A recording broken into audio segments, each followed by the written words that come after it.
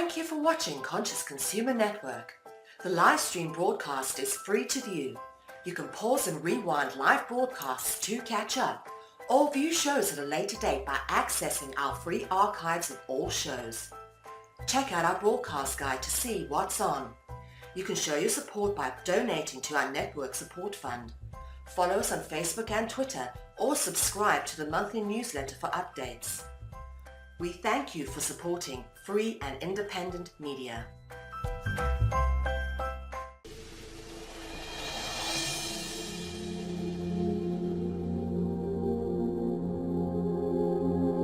Hi, this is Lainey Liberty. And this is Mira Siegel. And I am the host of a show called For the Love of Learning, Voices of the Alternative Education Movement. On the CCN, the Conscious Consumer Network.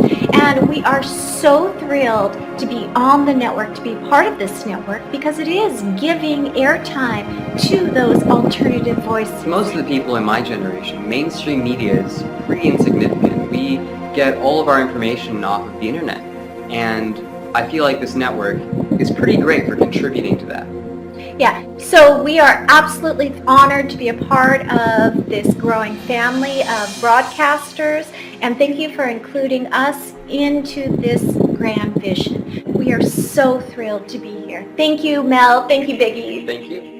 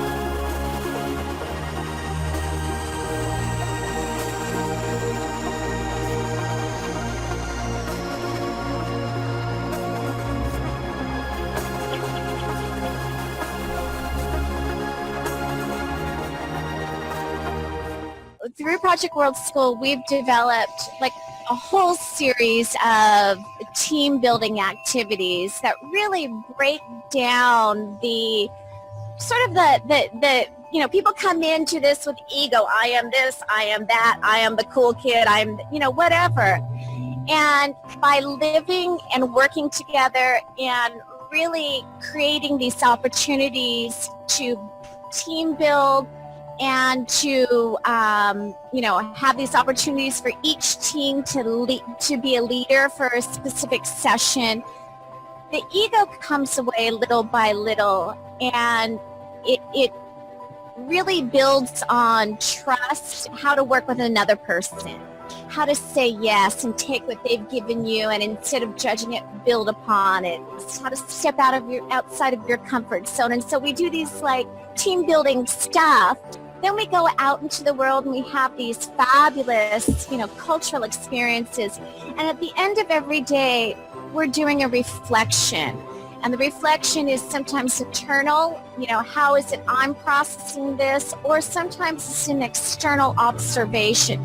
How are people in our host country processing something? So it's a whole series of activities that we're doing as a community. And this is community building at its core. And I'm just so thrilled that we're here.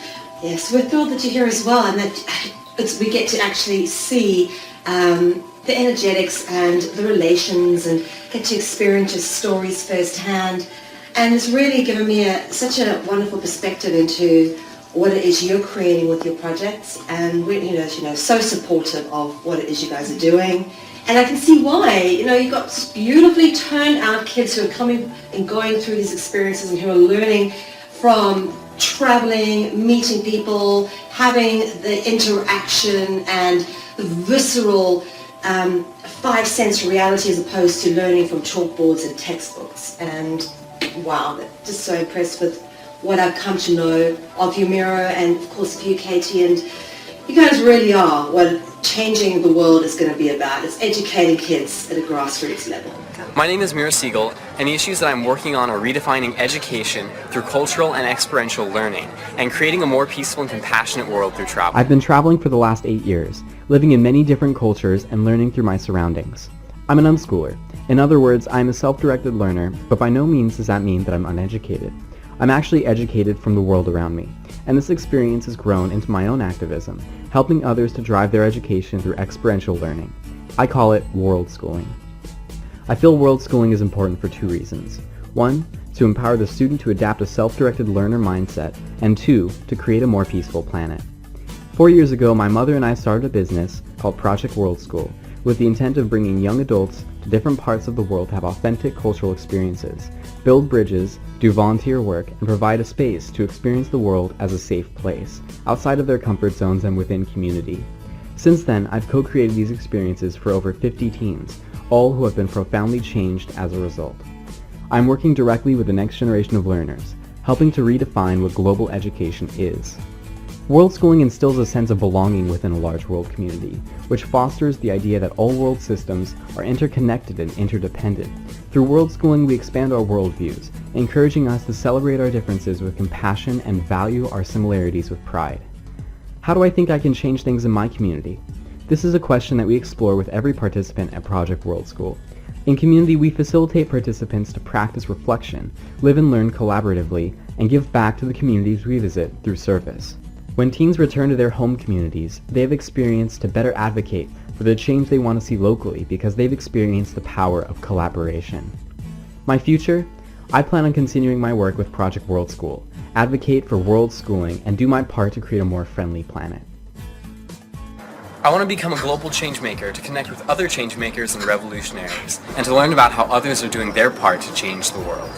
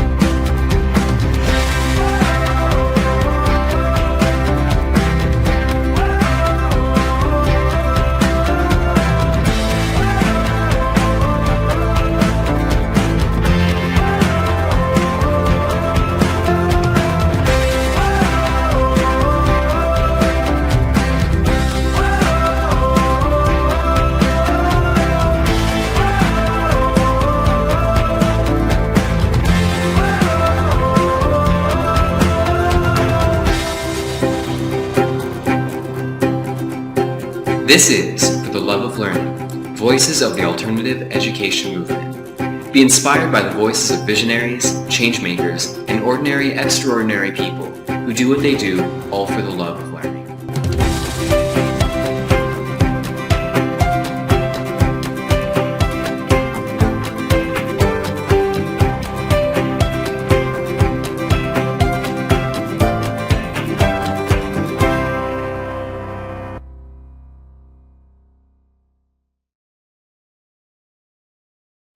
This is For the Love of Learning, Voices of the Alternative Education Movement. I'm Lainey Liberty, and this is episode number 100. So tonight, I don't have a script, but we are going to bring you a behind-the-scenes conversation with the people that make this show happen. So we do have, for those of you that have been watching the shows for the last 2 years, you know that we have a great big team behind the scenes. We've got producers, and we have guest hosts, and we have guest producers as well. And you're going to meet all of them today, and we're going to talk a little bit about the vision and what the mission is really for the show and what the ideas are coming up for the next 100 shows. So I'm going to introduce you to somebody who has never been in front of the camera before. Nina is the producer that started off with me. Before I get to Nina, I'm just going to give you a little bit of background about how this whole show started.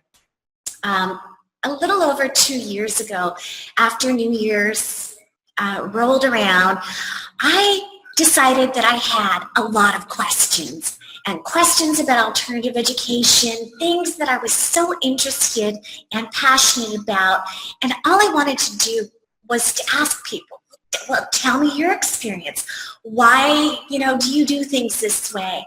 And in my mind, I thought, wouldn't it be great, that old, kids, question, who would you have dinner with if you can pick 3 people, anybody in history to have dinner with and have these conversations?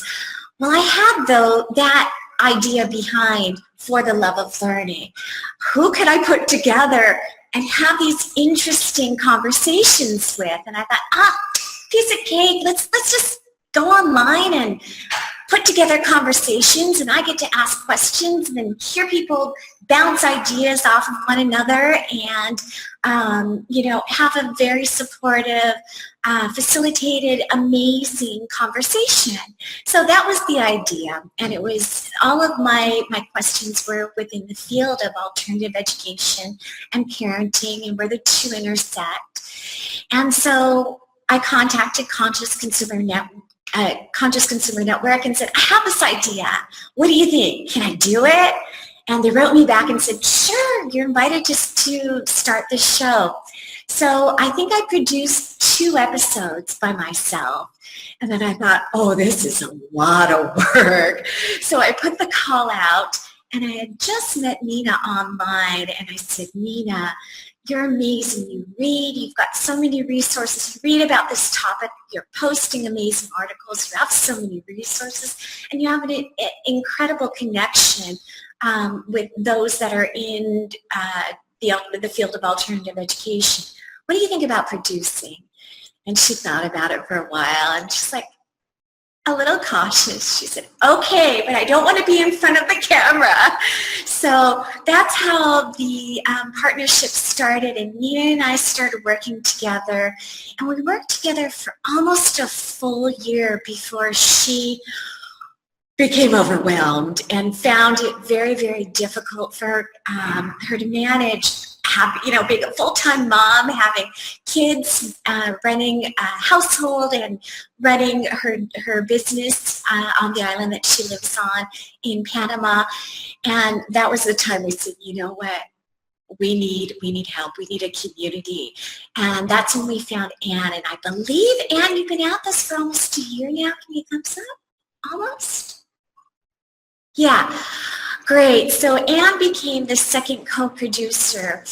And we're going to talk about everybody's history and where they come in after that. But I do want to invite Nina to share a little bit about herself and how she became involved in the show and what the show means to her. So Nina, the floor is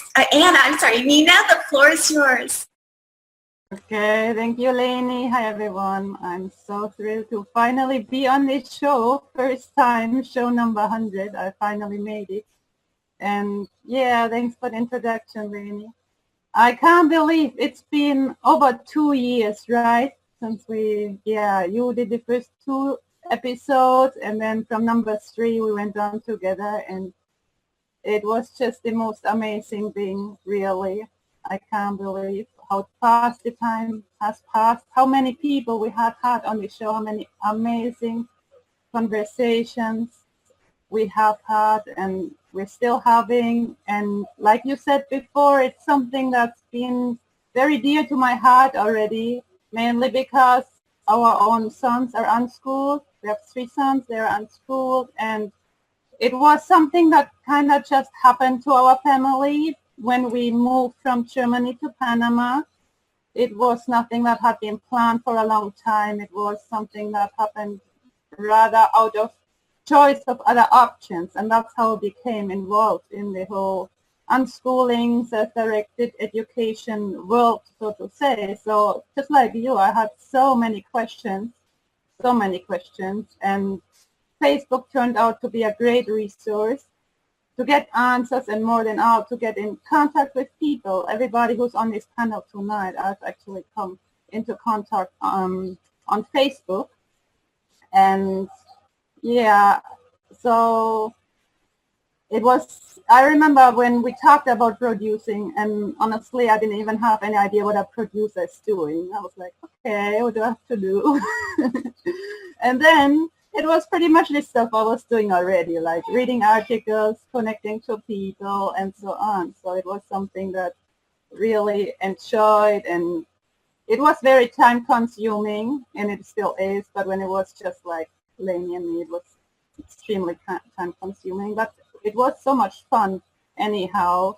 So we did that like a year, just the 2 of us, of course with Baby and Mel and the Conscious Consumer Network. And now I'm just so thrilled to have that big team with Anne as a co-producer as well, and then Becca, George, and Miranda as co-producers and guest hosts whenever Lainey is traveling or during the retreats. And it's just so much fun to work in that team and get so much different input. And yeah, I just really, really enjoy it. Yeah, thank you, Nina. I am so excited that you're in front of the camera for the first time, and people get to see Nina that I always think at the end when it's a show that you produce. So, yay, thank you for being here, and thank you for being my lovely partner for 2 years now. I am just so incredibly grateful for you. And I think Anne needs to step up to the mic and tell a little bit about her background, because this is taking you, Anne, in places that you didn't think you were going to go. You've got a second show, which is a spin-off too, and we could talk about that. But Anne, go ahead and share a little bit about, what your involvement in the alternative education movement is, and why, the things that excite you about producing the show. Well, see, I thought you were going to read my bio and I wasn't going to have to prepare a whole statement here. But yeah, we've been unschooling for, I guess, around 10 years now. And so we met Lainey at an unschooling conference about 4 years ago.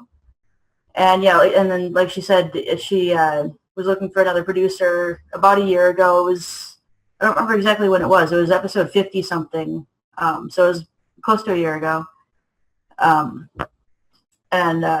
Yeah, I had to think about it for a couple of days because, same as Nina, I was like, I've never done any producing or any, web shows or, TV, radio, anything.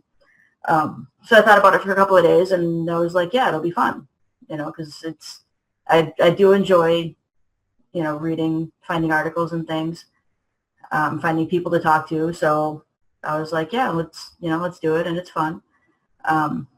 And it is a lot of fun, and the kids show too is tons of fun. Just sitting and having conversations with kids every week on different topics is, yeah, it's all fun.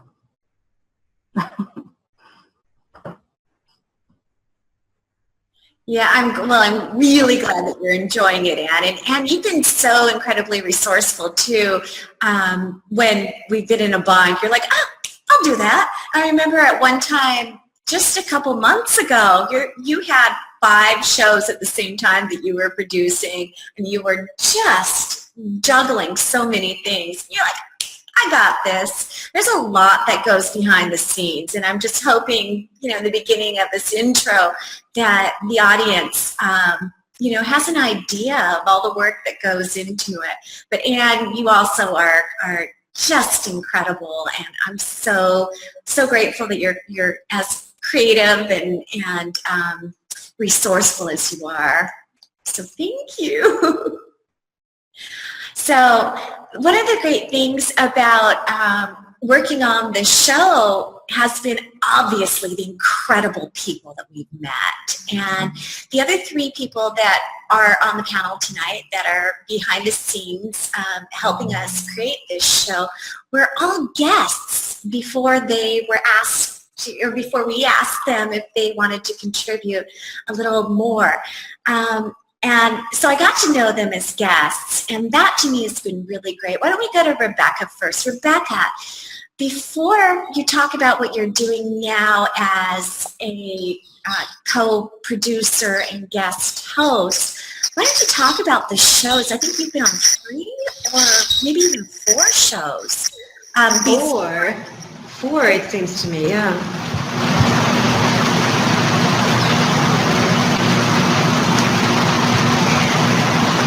Yeah, sorry, you disappeared, lady. Yeah, so I don't even remember how I started with this. I think Nina contacted me like 2 years ago, and she invited me for a conversation, something multicultural, don't really remember, but it was really interesting. I so connected with the people that were on the show, and I felt really happy to be able to be in that space that you were talking about, Lainey, where we're several people. It's like sitting down having a cup of tea, talking about these things that we just love doing and that we're so passionate about. And for me, living in really the very remote parts in Mexico, in the state of Oaxaca, it's just such an amazing opportunity to connect with other people, because where I live, I'm the only one really interested, I think, in these themes. So to me, it was just fabulous to be able to connect like that. I don't know, what else do you need? What do I need? Oh my gosh. Why don't you tell me, Becca, what were your favorite shows? I remember the titles of the last ones. You were on a Waldorf, and you were on an Agile, I think it was an Agile? Yeah, the Agile Learning Center. And there was, there was a second one. Was something about Mexico, Alternative Education Mexico, where I met Miranda. Yes, I think actually my favorite was the first one, in the sense that maybe because it was all new, and maybe because I didn't have any expectations, and I was just amazed by the conversation that evolved, and we were all women. I really liked that too. It was like so powerful. There was Anna Briggs Thompson, there was Anshulade from the States, Akila Richard was there, and it was just so exciting, and I got so inspired. And the second show, where we were talking about alternative education in Mexico, it was Miranda, Guillermo Borboya from San Luis Potosí, and myself, and I really liked that show too. The Waldorf show I adored. It was interesting also because I am not Waldorf trained. I grew up in the Montessori system, but I have co-founded 2 Waldorf initiatives in the state of Oaxaca. But it was so empowering to be able to talk about that pedagogy, which I have somewhat left behind in my own on my own journey. I had left the projects that I co-founded so many years ago, and I'm now I'm completely into self-directed education.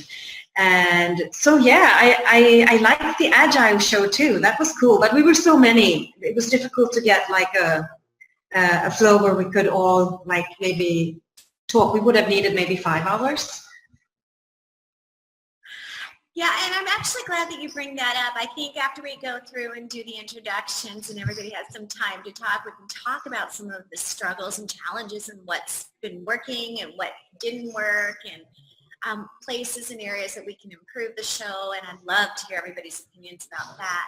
But Rebecca, before we move on, why don't you talk a little bit about, you've hosted two Spanish shows now, so we've asked you, so just, so the audience, I have recruited the help of co-hosts and guest hosts because I've been traveling so much during the last 2 years and this year coming up with my project World School. And I realized that the first year, what I did was I pre-recorded all of the episodes, so I had episodes covered when I was gone.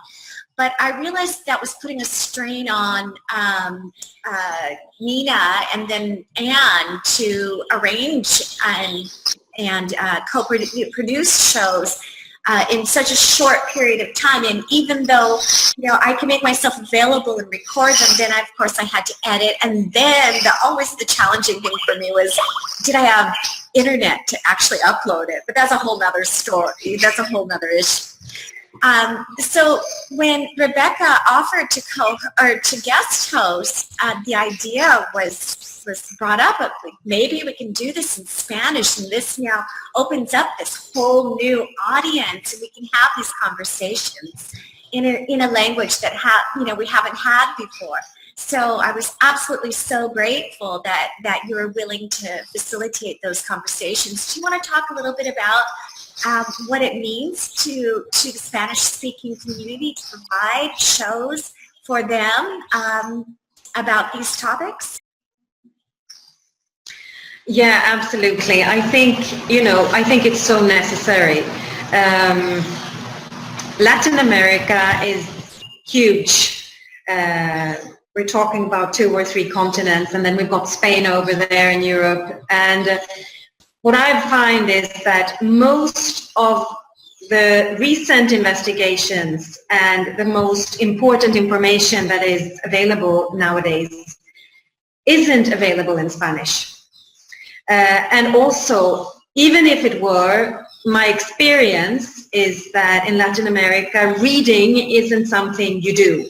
If you can watch a video or listen to an audio, that is so much easier. But people don't put in the effort into reading. So to me, it's also been like this realization, because I love writing. And I blog in English, I blog in Swedish, and I have posted a couple of blogs in Spanish, but I realized that people don't read them. So there is a huge part of me that is really passionate about trying to bridge the gap between the English-speaking world, where all the information is, and the Spanish-speaking world, where it's so difficult to access this information. And the opportunity to create these conversations in Spanish and bring this knowledge and all this information out there is just fascinating. I love doing that, and I so wish I could have more time to do it. I'm just recently working on a platform of information for Spanish speakers, with the idea of really creating an application that they can download as in their cell phone, and then be able to just say, oh, I need to know about, what do I know, children's sexuality, and you click and there will be this audio. So I just started that with a friend of mine, and I've been producing just recently a lot of YouTubes, short YouTubes on different topics, because I want Spanish speakers to get this information too. And so to me, it's just been incredible to be able to do this, and I wish I could do more. What I hear coming from you, Becca, is you're doing this out of the passion for getting this information out. And I think every single person that is here on the panel that is behind the scenes has that same intention. We do this, nobody gets paid. We do this, day in or week in and week out to make sure there's content coming, we're putting content into the world. So we are creating this library of information. We're doing this because we are passionate about the topics that we talk about. Yeah, so thank you. Thank you so much, Rebecca. And then next, why don't we talk to George? Now, George is also started off as a guest, and I think he's going to have to remind me what the first show was. But after that first show, I was smitten with him. I was like, oh, I love this guy. He's so brilliant. He's got so many thoughtful things to say. And not only does he have the thoughtful things to say, he's so respectful to the other guests, even if his ideas differed. And it was such a joy to have you on the first show. And then the second show, I know one of them was about storytelling. And that's something that you're passionate about, educating free minds. That's right. I love you, Nina, because she remembers everything. She's typing all the information in the window. Thank you so much, Nina. Anyway, George, when we asked you if you'd be interested in producing and guest hosting a few shows, immediately you were like, yeah, but I'm busy, but I'm going to make it work. So again, it's everybody that is here is doing this for the passion and actually for that own internal love of learning. So George, go ahead, open up your mic. Tell us what it was like to be a guest and then what it feels like to transition into a guest co-producer and guest host. Well, I just wanted to say, first of all, congratulations, Lainey, on an absolutely excellent achievement. 100 shows in anything is no small achievement, and this show is such an important show to so many people out there who really want more from the whole experience of learning. And I think that's what really attracted us to the invitation, because I think the very first thing was you invited our daughter Reka to be on a panel, and it was after that that I actually was on the Educating Free Minds panel. And the thing that really attracted me was that you were getting some really fantastic, interesting people talking about some really meaningful, excellent topics that nobody really was actually addressing out there. And I thought you're a natural host. You're great at drawing people into conversation and mediating that really wonderfully. And I thought, wow, this is a great show. It has meaning and it has purpose. And there's a lot of people out there who benefit from listening to these topics. So naturally, when you offered the opportunity to guest host, of course, I jumped at it. Even as you said, I was a little bit busy, but never too busy to guest host, and have really, really enjoyed the experiences of all of the shows that I've been on and all of the panels that I've had the opportunity to co-produce and guest host. So, and behind that all, again, big thanks to Nina and to Anne for all of their assistance in doing everything. I really wouldn't have been able to get the shows on unless they were absolutely doing everything behind the scenes, and also, of course, Biggie behind the scenes.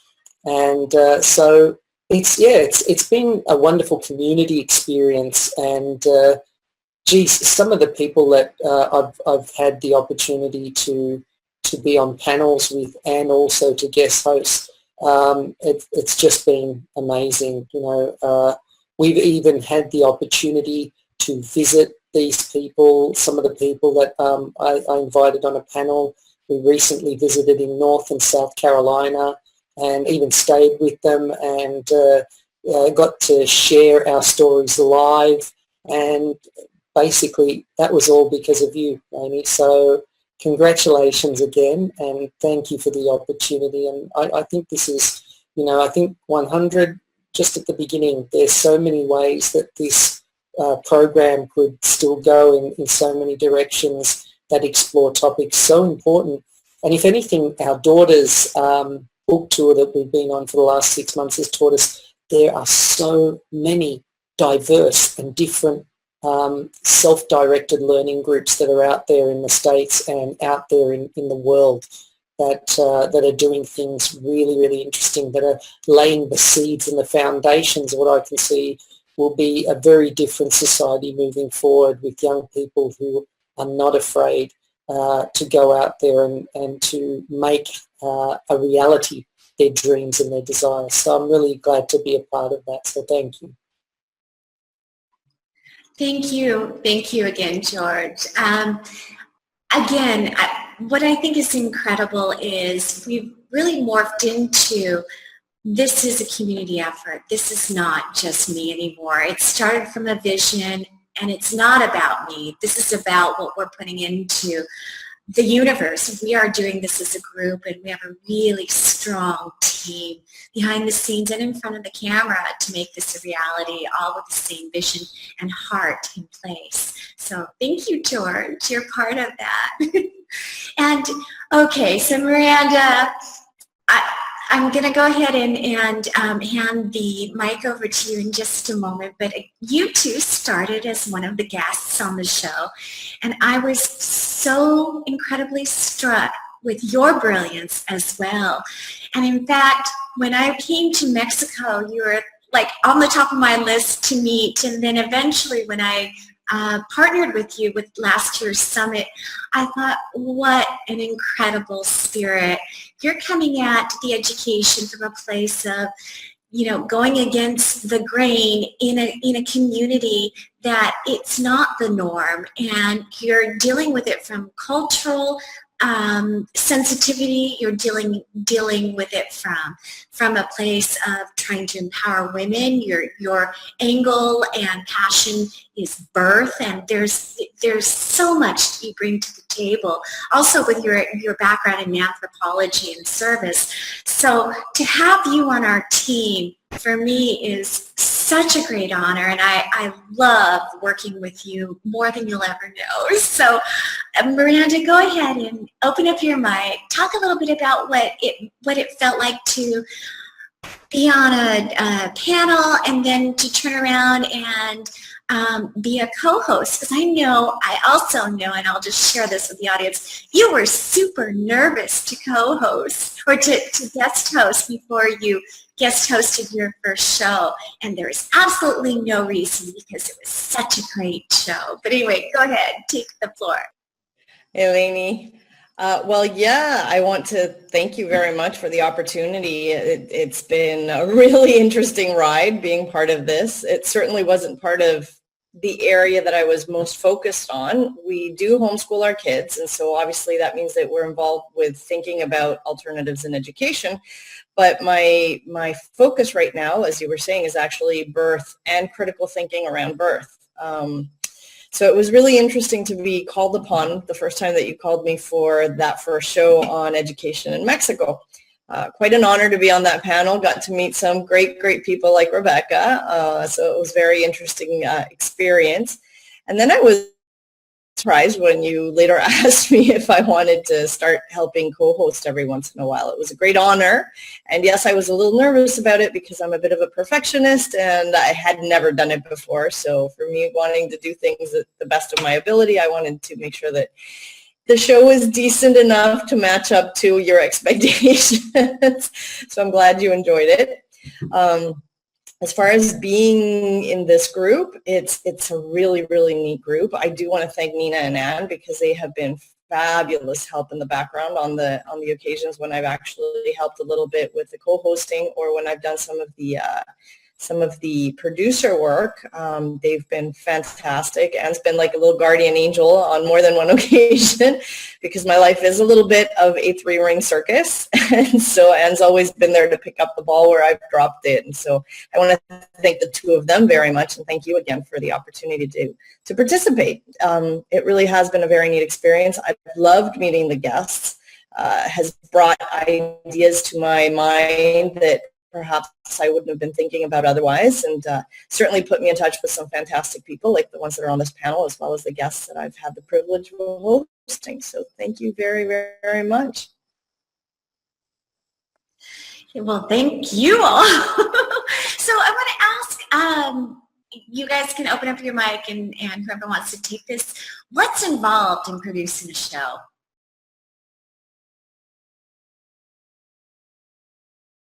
Well, I'll jump in on that one. It depends, I would say. For me personally, there are two ways that the shows, I would say, kind of almost unfold themselves. Sometimes it's a topic that comes into my head, or that I pick up from an article I read or anything, or a video I watch. And then it's a topic which I think, wow, we should do a show about that. And then I'll start from the topic and I'll reach out to people. I'll start to research and reach out to people who are involved in that topic in any way and try to find some guests for the show. Or the other way is sometimes I come across very interesting people, also mainly online, and then I think, wow, they should be, or this or that person should be a guest on the show. So I start with one guest first and then kind of build a topic around that person and try who else could fit on that panel. So those are the two ways that it has mainly worked out, and it's always really interesting because when I start off, I have no idea where that's going, where the producing is going, and like always, it's been just so fantastic, like mainly better than I could have ever imagined. Like we had such incredible panels, and I think that's what I really love about this show, that we are just so open and flexible. And Lenny is just such a great host, allowing that, like the unfolding of the vibes, of the spirit of each panel when people come together.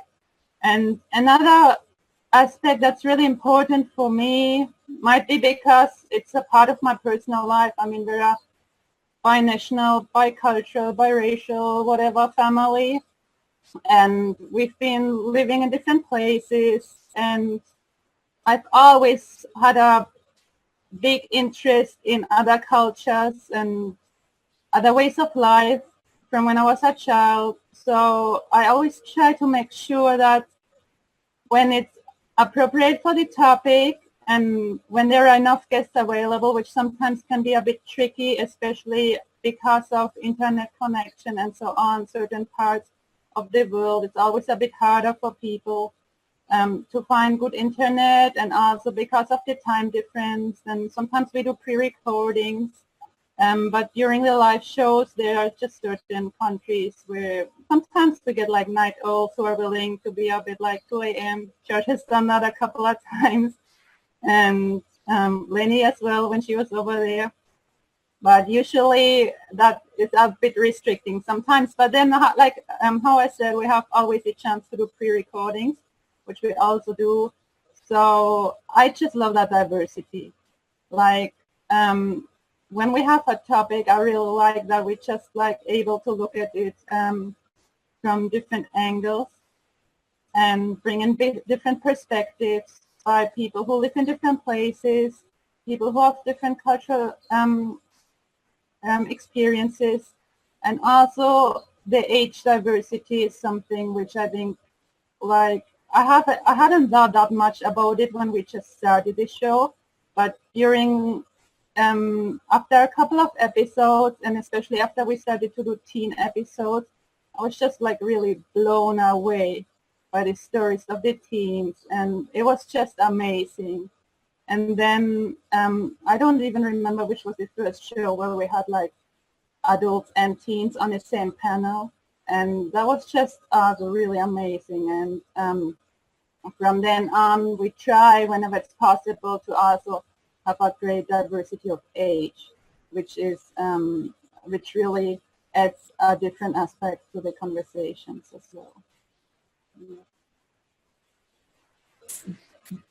And I've just got to follow up, Nina, by saying that without you, Nina, I think there'd be a big hole in this show missing, because with all of the topics that I co-hosted or that I was on, you're such a brilliant resource, you know, for finding people or different avenues. If I was stuck for finding a panel member or something, you always had a great suggestion or a really great idea, you know, for some other people to come along. I know I was working on one show which was talking about mindfulness and story telling at the same time, and I just couldn't get the people that I was aiming for, and you gave me a suggestion, and I was able to find another area and two really spectacular people who are doing some wonderful things with mindfulness and storytelling,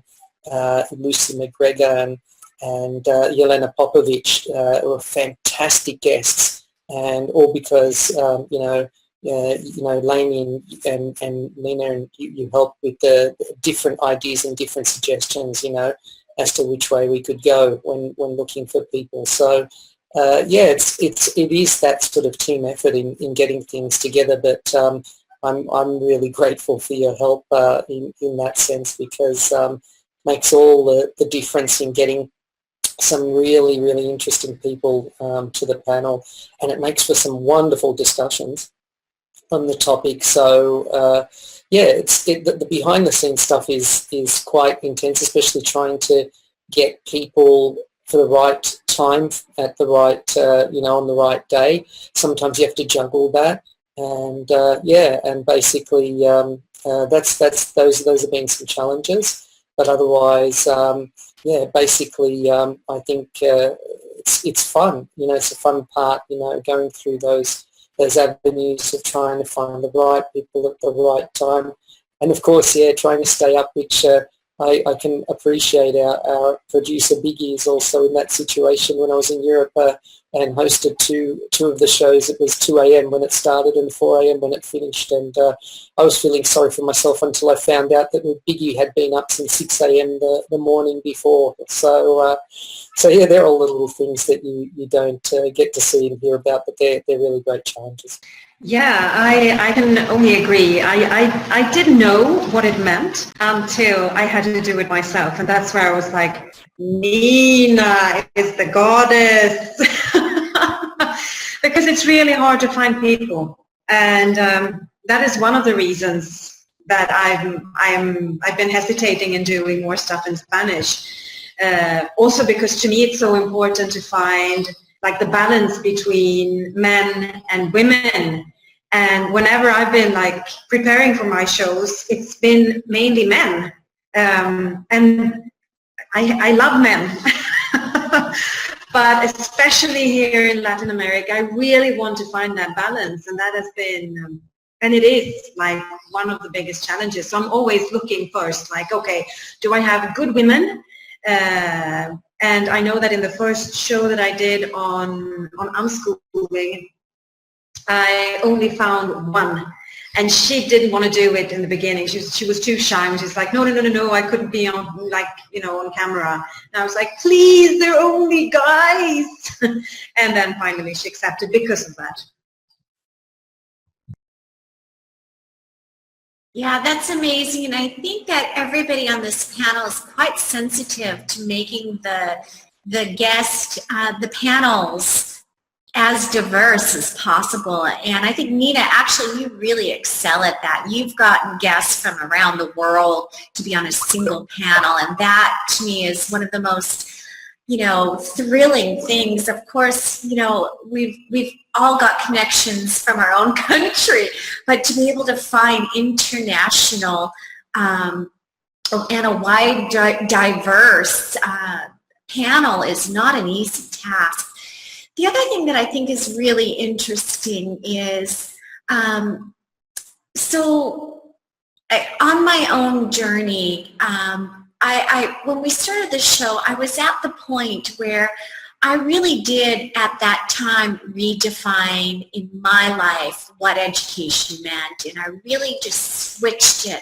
It was part of my deschooling from all of the preconceived, programming that I had about education now to mean learning. And learning to me was the thing that we were focusing on. So we're talking about alternative education. We're still using the word education, but in my mind, that is synonymous with learning. And as Nina and I had these conversations, especially the first year, it opened up the possibilities so wide where we could redefine what alternative education actually meant and have conversations from all of these different perspectives that other people are not having conversations about. So if we're talking about learning, we're talking about it, we can now talk about it from the perspective of adults, or from language learning, or from the perspective of parenting, which is not generally a segment of education in the traditional sense. And that really became a discovery over the last 2 years for me, that intersection between parenting and what we call education. So I'd love for anybody to talk about some of the other kind of epiphanies that they had, either through being a part of a show as a guest, or producing, or even hosting. Anything that they'd like to share along those lines. Miranda, the floor is yours. Yeah, actually, that's for me one of the things about looking at alternatives in education that I have found very interesting, because as you were saying when you introduced me, there's not necessarily a lot of homeschoolers in the area of Mexico where we live, although our community is growing and we're very happy for that. But it's certainly taken a lot of talking and a lot of explaining of what leaving the system can be about, and why it doesn't have to be as scary as people expect it to be. There's always a lot of questions about, well, how are they going to get their papers, and the same types of stuff that I think everywhere in the world happens. But there's certainly an interesting aspect in Latin America, I think, in that people still actually feel that the parents are the basis of education in many ways. Not the academic stuff, that is left off to the schools, but families still feel that education somehow is basically seated in the family. And so in that regard, I think that we still find in Latin America that that's still a legitimate point of conversation, but it's been very interesting crossing that line where we're actually talking to parents about bringing the academics into the family fold as well. And something that I often tell them is, well, yeah, it's all well and good to leave it up to the schools until something happens and the kid's not doing well. And guess what? All of a sudden, it's your responsibility again.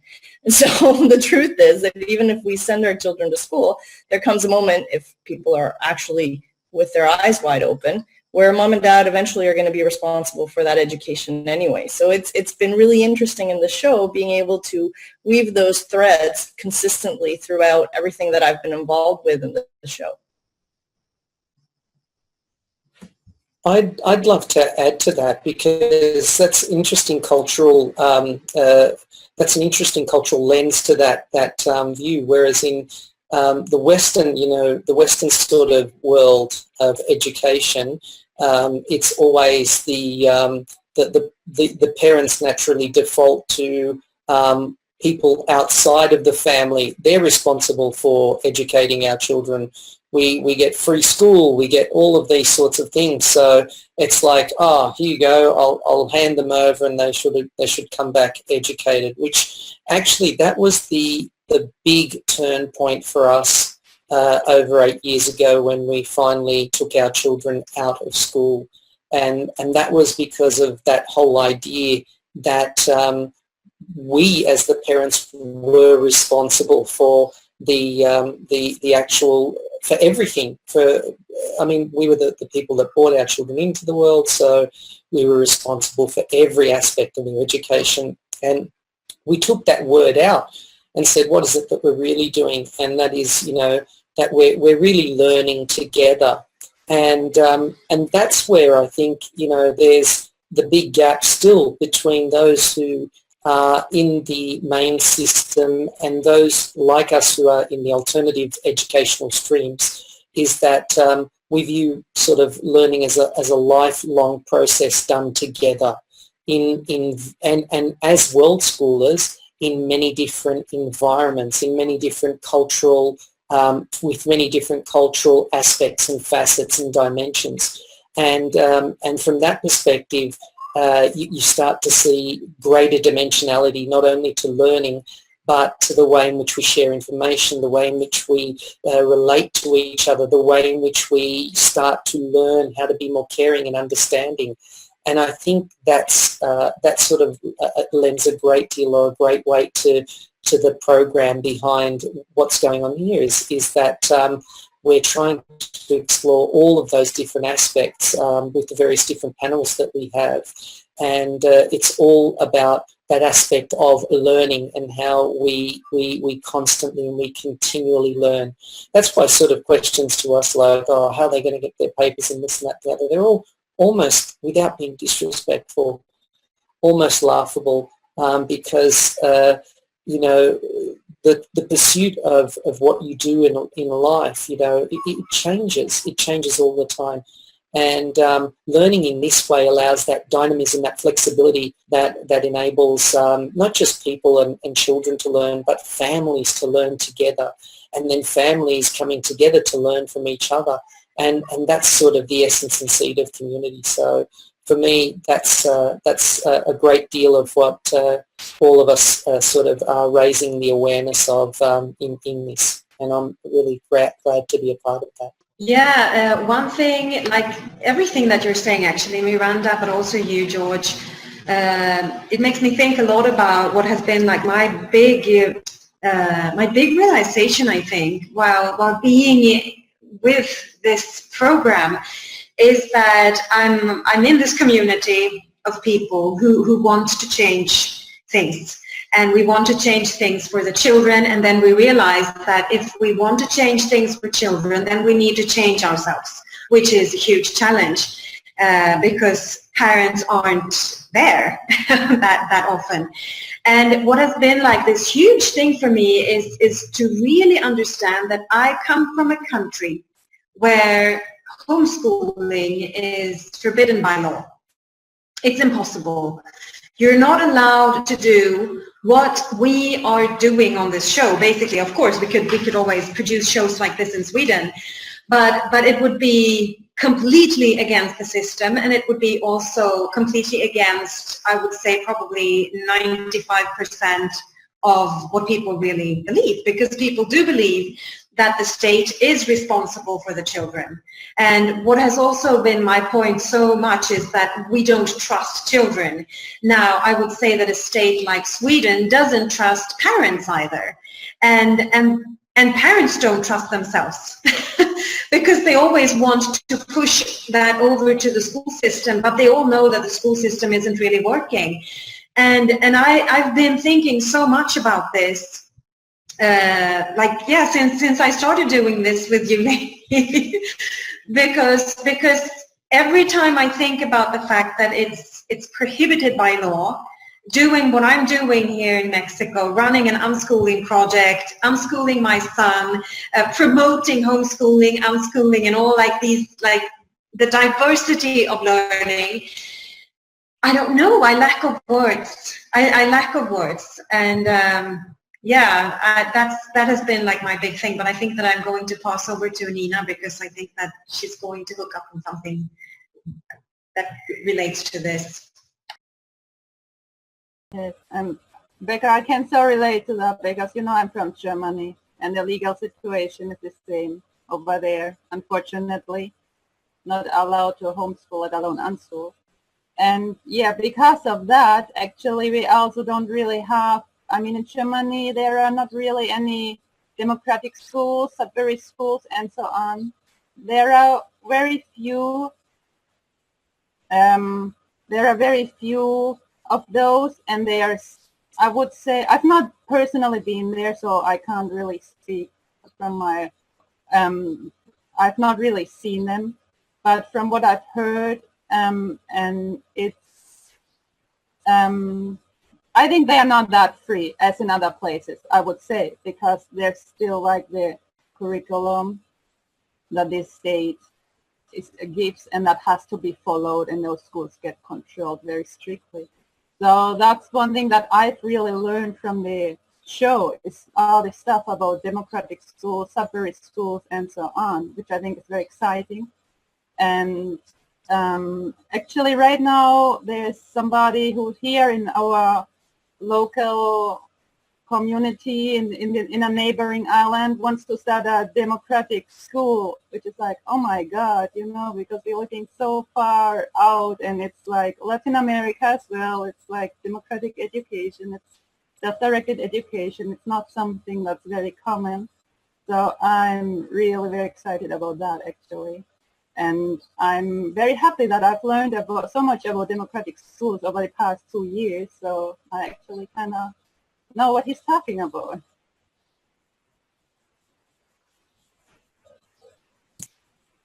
Yes, actually, Nina, on that, we spent, as you all know, we spent sort of 3 years living in Europe, the last 3 years, living and traveling around Europe. And it was actually just coming across a person who I'd met within England, where, as we know, homeschooling is allowed, but they actually tried to, quickly tried to, at one point, stop homeschooling from being allowed in Britain as well, and they had massive protests that came out. Anyway, the long and the short of it was this lady actually went to see the shadow foreign minister, and she got a meeting with the shadow foreign minister, and just happened to notice there was a report on his table, and while he was out, she had a quick look at the report, and on the report basically summed up why they were actually trying to get people to stop homeschooling. And it had, in England they've got things called GCSEs, which are the type of end of year school subjects that they have to complete to actually get into university. And a report had gone out and said if people have 3 GCSEs, we can expect this much tax out of them in their entire lifetime. If they had 4 GCSEs, we can expect this much. If they had 5, X amount. So really, in Europe, it comes back down to this mentality of how the state owns the child, and the state-prescribed way of learning will basically facilitate the amount of tax we can get out of that person for the next 40 years. So it really, I don't know how much it actually has to do with their recalcitrance to allowing people freer ways of thinking, as opposed to this mentality that the state owns the child. So anyway, that was a brief point on that. But yeah, there are things that are actually developing well in Europe that are bubbling under the surface. It should be really interesting in the next few years to see what's coming along. Yeah, and thank you for adding that point. And actually, episode number 15 was home education in Europe, and we touch on some of those issues. But you know what? That was 2 years ago. So as things develop, I think this is also a beautiful forum to follow up on those topics. Because again, we're coming at it from all of these different perspectives, and absolutely the legality is such a huge issue. We're going to go ahead and take a break. We've already zoomed through our first hour, and we're going to be back in just a few minutes to talk about what's ahead.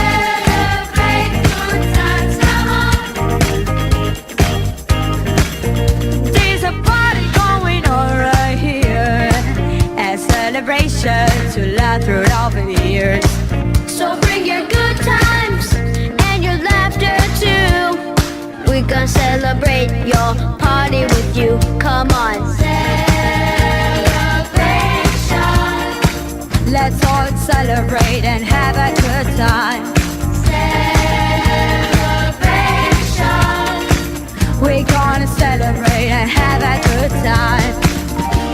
It's time to come together. It's up to you.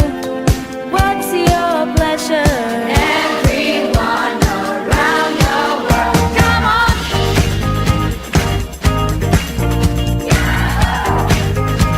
It's your celebration.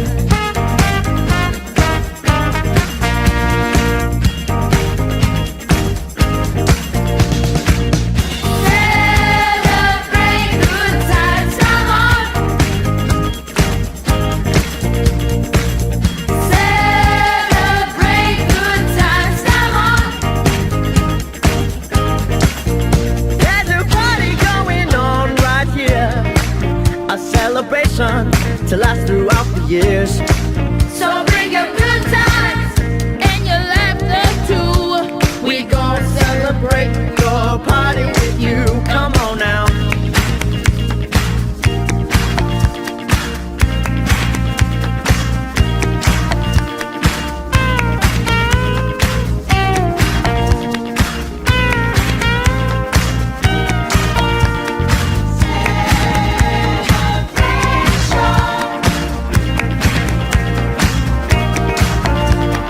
We're gonna have a good time tonight. Let's celebrate. It's alright.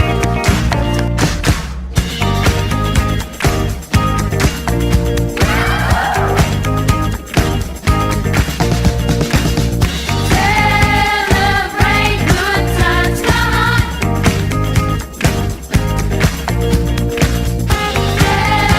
Celebrate good times, come on. We gon' celebrate your party with you. Come on.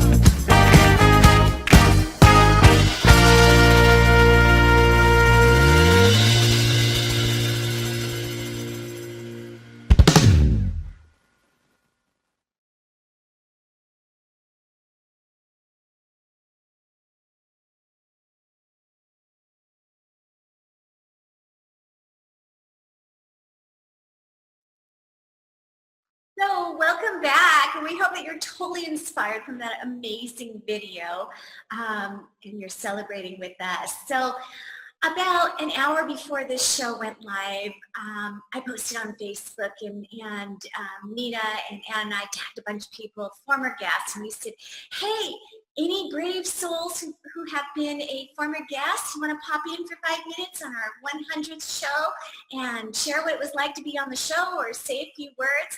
And we got one person who said, yeah, of course. And so I want to introduce you to Gina Riley. She has been on 2 of our shows, and I'm just going to hand the floor over to you. Gina, what was it like being on a show, and what does the show mean to you, especially as a researcher?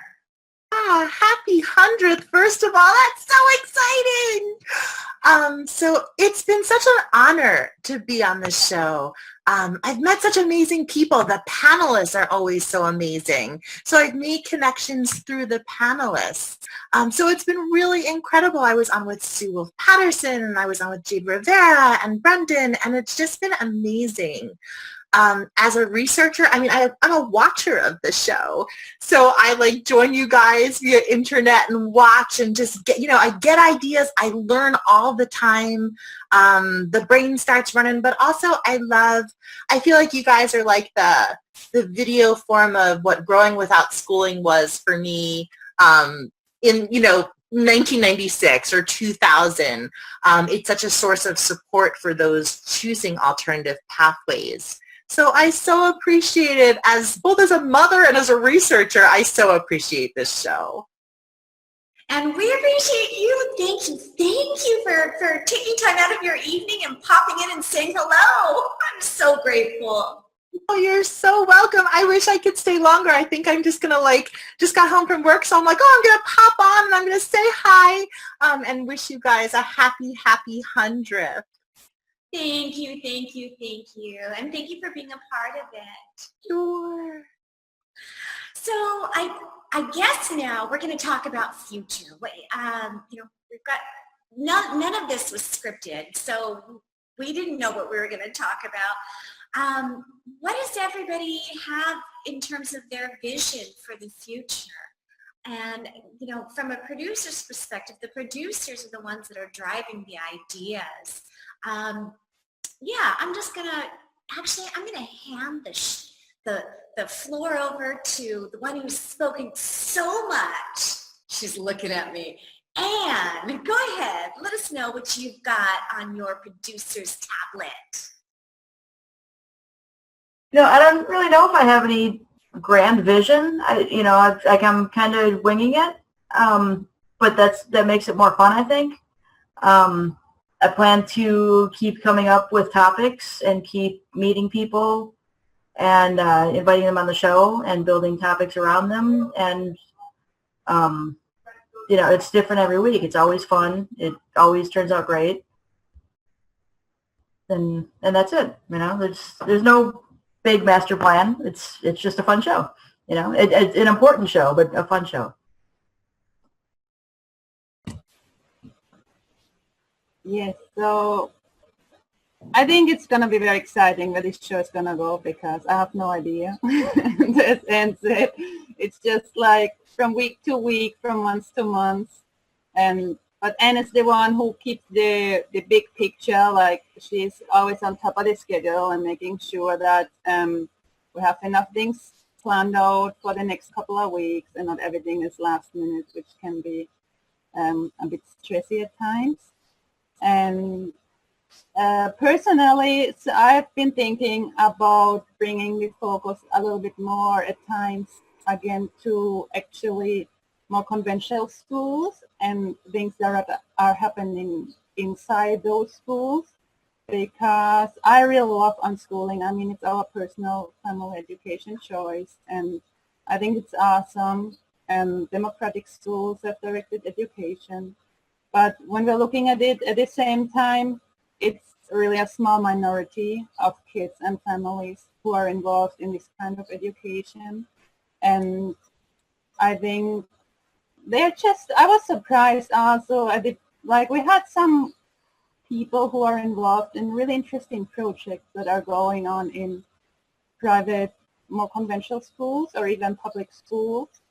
And I think I would like to focus a bit more on those, like every month or every other month, to have something, just bring this to light, what is actually going on in, I would say, like normal schools, all over the world, because this is the majority of kids actually that are attending those schools. And not everybody is lucky enough or has the means to be unschooled. And I've been, the one show that really kind of brought me to this was the one that we had on mindfulness in education. And then Church did that kind of follow up on that about mindfulness and storytelling. And I think most of your guest church were also in kind of conventional school settings, right? So I found this very inspiring, like what actually, those are some things that actually are going on in conventional schools, and which might be a very, very small step, but at least they are a step into a different paradigm. So this is something that I would like to focus a little bit more on, while of course keeping on with the other great stuff that we have on. I just really like the mix. Just as I like the mix of guests, I do also like the mix of topics. We're not focusing only on unschooling or only on self-directed education, but just a little bit of everything. And then sometimes we have other stuff like the language learning one, the transgender teens, for example, and just other stuff that are like interesting topics. And for me, it's pretty much anything I'm personally interested in. So I get a chance to hear more about it. I learned so much from watching every show. I think that's why I don't even like so much to be on the show, because I just really like to listen to it. Yeah, I'm kind of working on a couple of shows about programs that are in schools as well. I think Nina is the one that mentioned it, that made me think about it. I'm actually going to try to get I've been working on trying to get my 8th grade English teacher on, because I was in an alternative type program in a public school for 7th and 8th grade. And I mean, I really hated most of school, but 8th grade was a pretty positive year for me because I was in an alternative type program within a public middle school. And yeah, so that's one show I'm working on is my 8th grade English teacher and a few other guests from within that type of program. And that is important because it's there's only so many unschoolers and so many homeschoolers. Most kids are in public schools, and public schools need those kinds of programs too.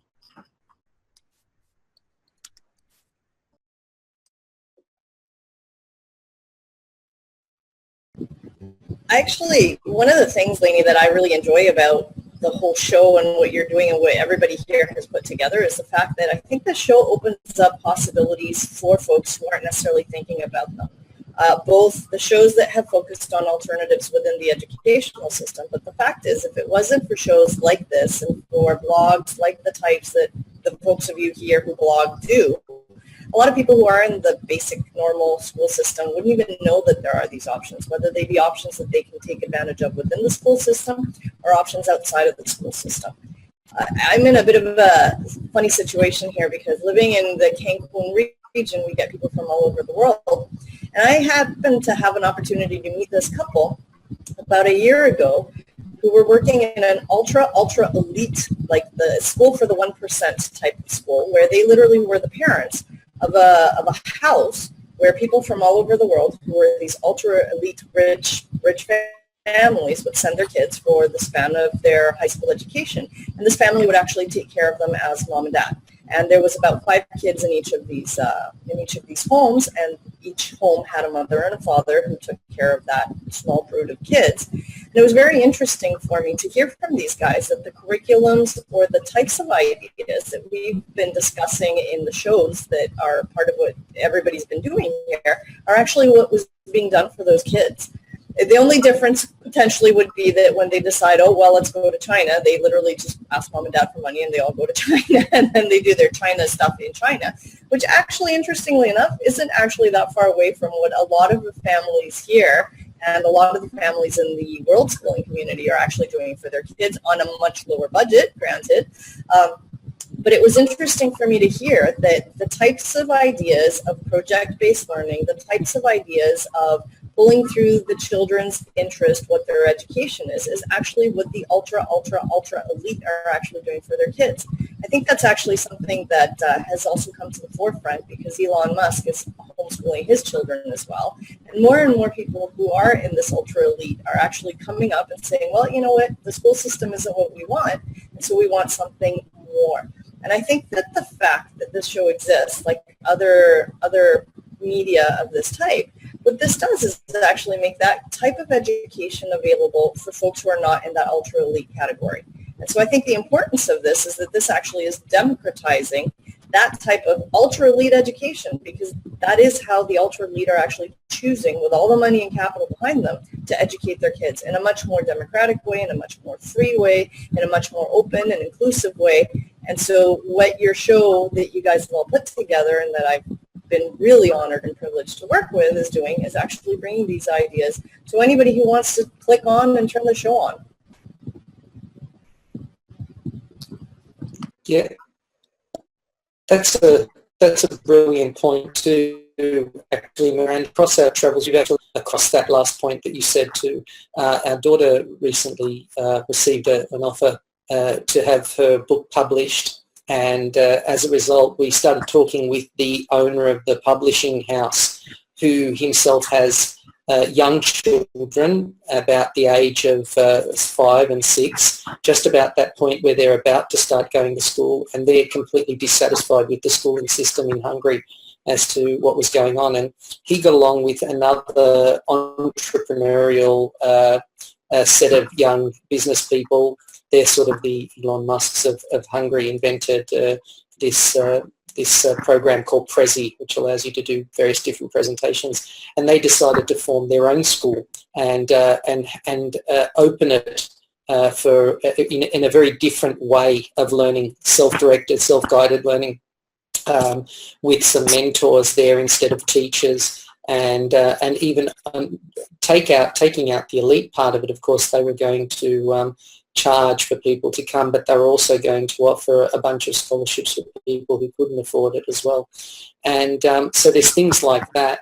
But I also like the idea of exploring some topics within the schooling system as well, similar to what you were saying, Anne, which was, you're inviting your 8th grade teacher on. What about those teachers that inspired, the teachers that inspired people to do certain things? And I know our daughter's 2nd grade teachers were one of the biggest inspirations behind her wanting to write a book, and she was there actually at our daughter's book launch last year, and I remember Eko giving a speech thanking her for the inspiration that she gave, because she was always pre-reading books for them, suggesting this, that, the other, and that was the last as actually her 1st grade teacher. It was the last year we had them in the schooling system. So that would be interesting too, because we also in some of the panels that I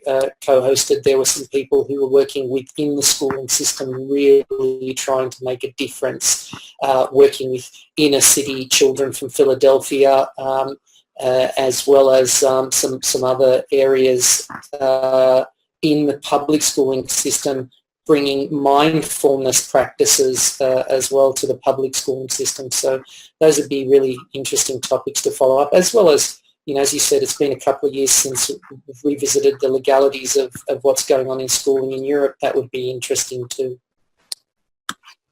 And actually, you ready?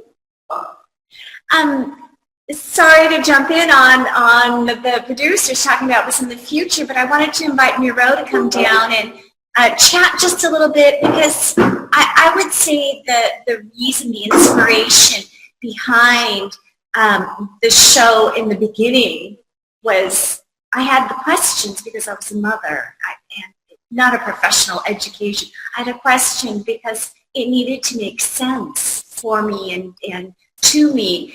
And he has been the inspiration for me behind the show from the beginning, as all of those people that are parents have this similar inspiration.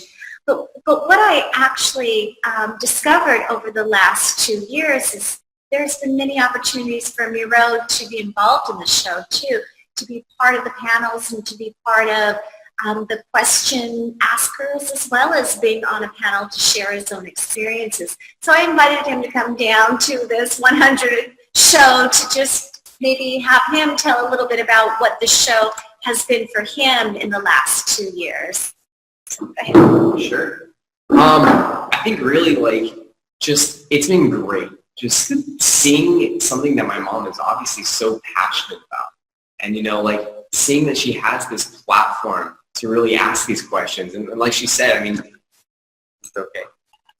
Sorry, go ahead. One of the reasons that she started the show in the first place was not necessarily because she was an expert, because, while she might be considered that by some people, it was more because she was a question asker in nature. And I think that's really cool. I think that through this show, my mom has learned so much about the things that she wants to advocate for, and about different styles of education, different styles of learning, and how better to support people who are practicing those things. So I don't know, just for me, watching this has also been a huge learning and growing experience for her as well. And I think that's really beautiful. That's what it's all about. So, yeah. Of course. So,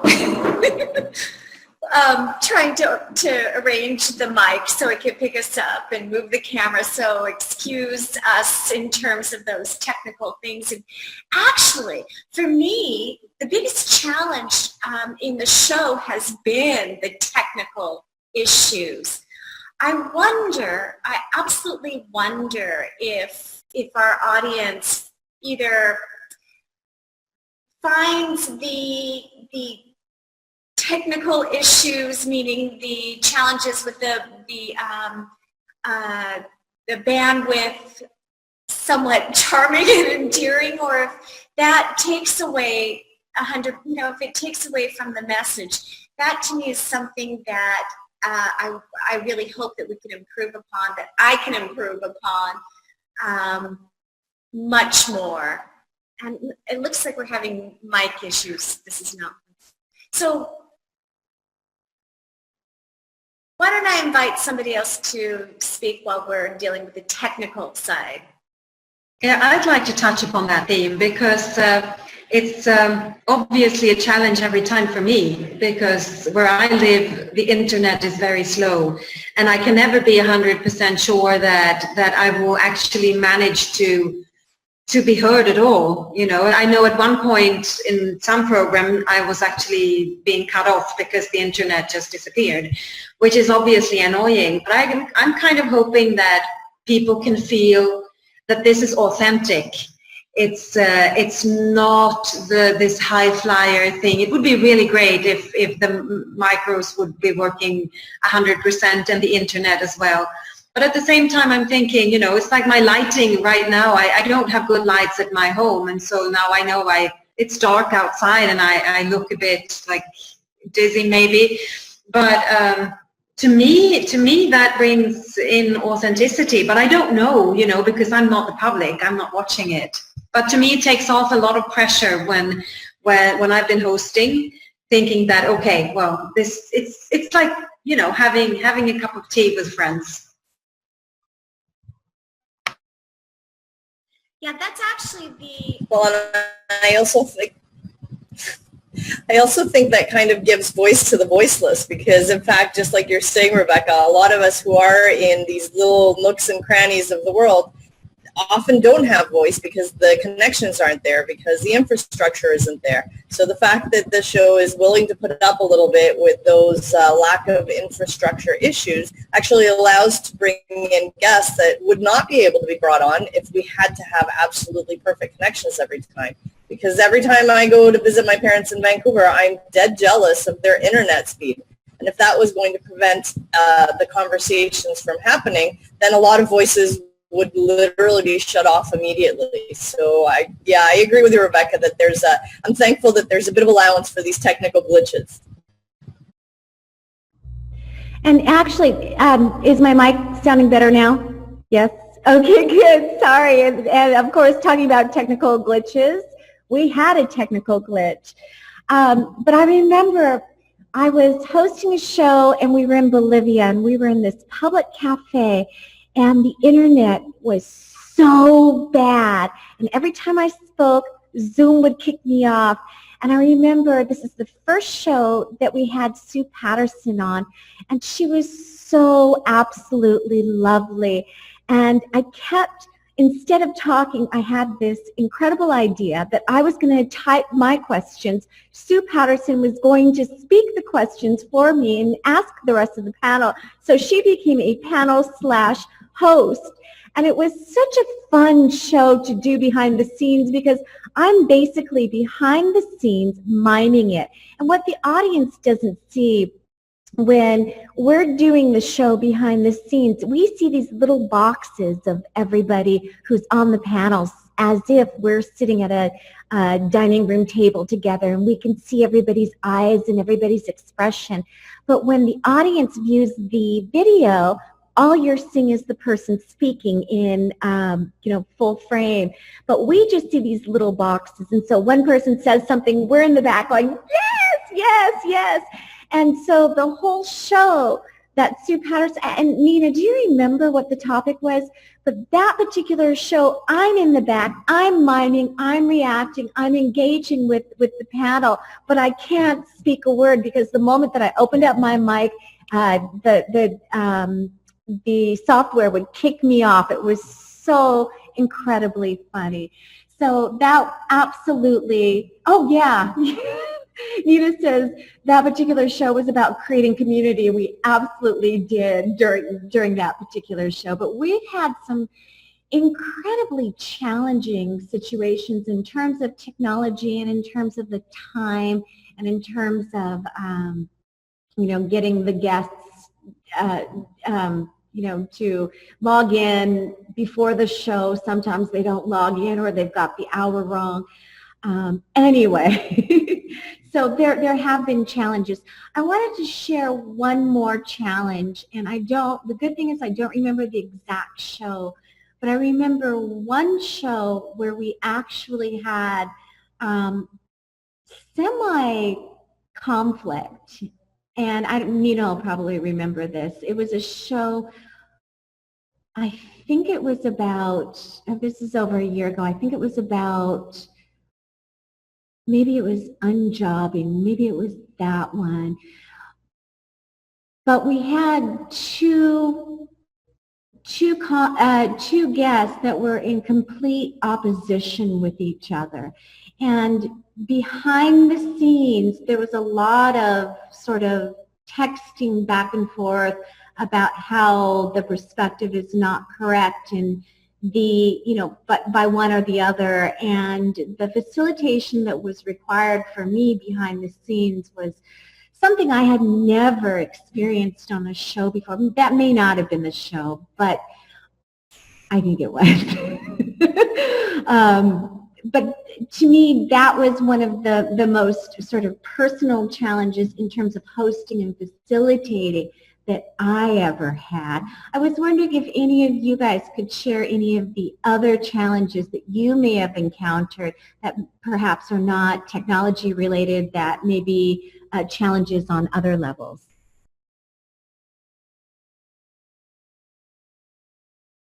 Sure, I can talk to that.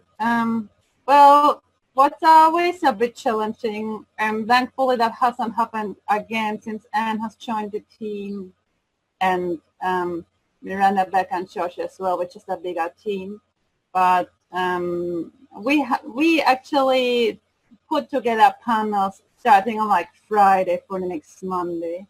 So that were a bit challenging moments when we had like either no guests at all or guests would like they have said they could be on and then they couldn't for any reason. And yeah, sometimes, like Lainey said, the technical part sometimes actually is the hardest, especially when she's traveling somewhere where she doesn't know ahead of time if she will have good internet or not.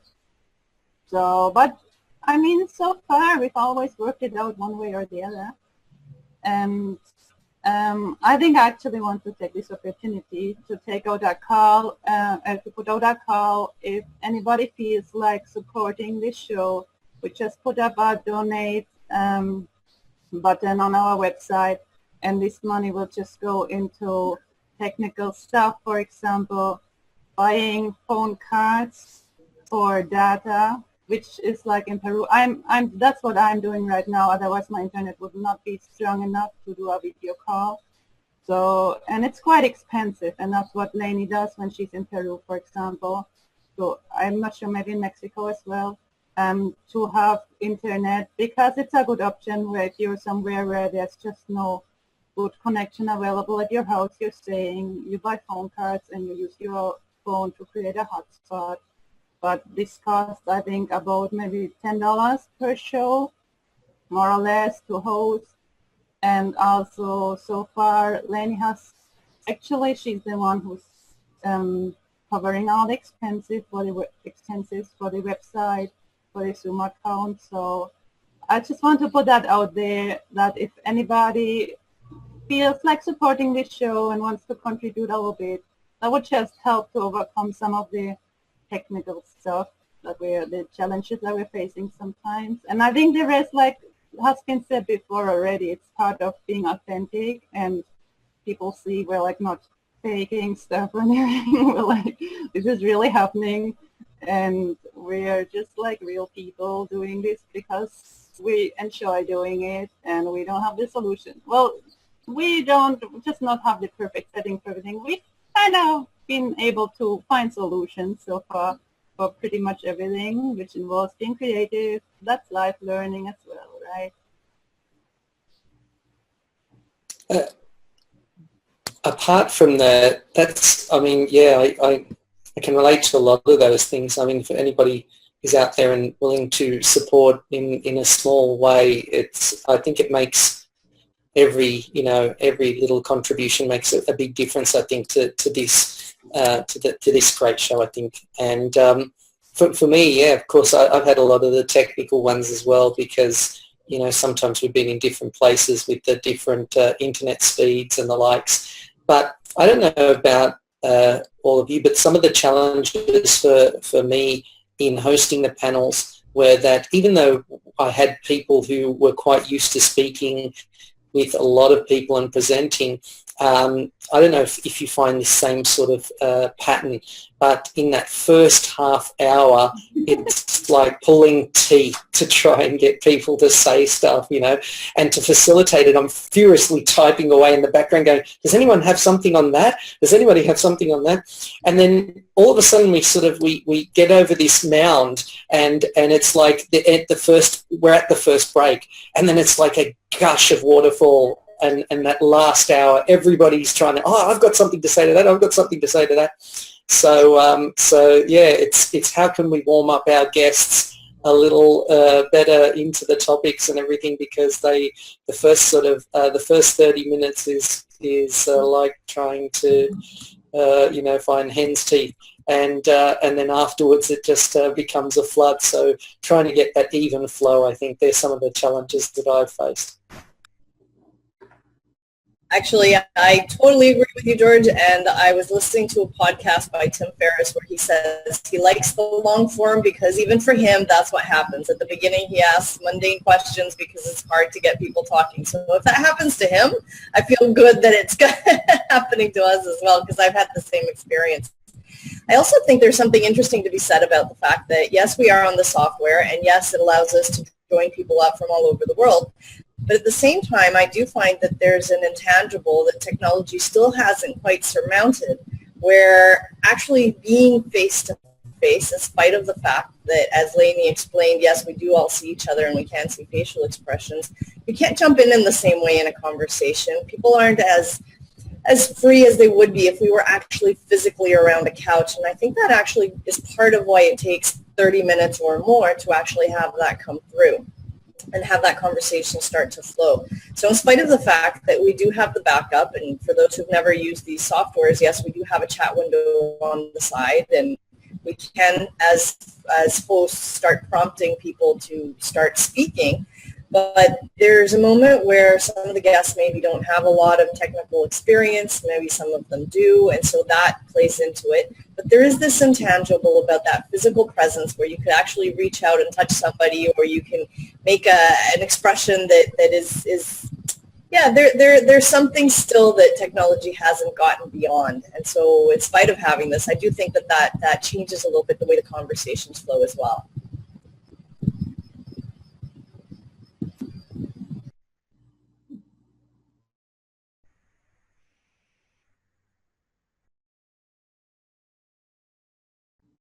Like moments like this where nobody's jumping in because we're all being polite, waiting for somebody else to jump in. Exactly. So what I personally had to overcome probably after the first month was not knowing what was going to transpire, not knowing what was going to happen, and letting go of control of that. So the first month, I wrote my script, and I write a script for every show, which is an introduction. But, research the topics, and I had my list of questions, and I knew who I was going to ask in which order, and I was very okay, this is how we're hosting. And after that, I realized that as a host, I was manipulating too much, or manipulating where manipulation should not be a part of these kinds of conversations. And what I learned was to sit back and to facilitate in such a way without attachment to these conversations. And we've gone off topic and uncovered things, and then, my job as the host and the facilitator is to pull it back in and allow everybody to feel as if they have time to be heard. And that, to me, has been my own personal journey as a host, and I think I'm a better host today than I was, 2 years ago. But I still feel like I've got so much to learn, and the ability to be okay with not knowing what was going to be uncovered or what topics were going to actually be discussed has made me a better listener in the rest, the other parts of my life. So for me, I'm grateful for this opportunity because I feel like as a human being, I've been able to improve who I am. So thank you for that, for everybody. And I just was wondering if anybody else had anything that they wanted to share that they've discovered about who they are in terms of the research or hosting or a combination of both. Because again, we're doing this out of the love of doing it. Just wondering if you had some cathartic moments to share too. I love what you just said, Lenny, about your hosting, and I think that's one of the big things about this show. It's just you're such a great host, and keeping that space open for the guests I think that's one of the secrets to just let those conversations unfold, like to give this space to not have everything written down beforehand, but to just open up this space and guide in the moments when it's needed. And just see where the guests take the conversations. And I think that's the beauty. And then especially if there's such a diverse panel, it's like magic for me to watch, like how those conversations really unfold.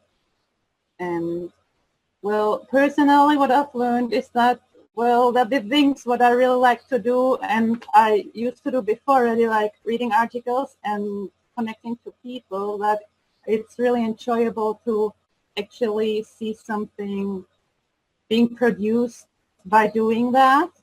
Like it's a little bit, it's a video, but it's something, it's not that tangible, but it's something that is there like a resource, and I'm happy if it's useful for people. I know it's definitely useful for myself, and that has been very beautiful for me, because it's been something what I've been doing before and what I really enjoy doing, but to have this like kind of weekly, or now anytime I take on an episode like this project where I can invite the people, set the topic, and then hand it over to you, Lainey, when the live show is on, and see where you take that conversation or where the panel takes that conversation. And then finally we have that video up on YouTube, which can be watched at any time people want, and I can recommend to others who are interested in a certain topic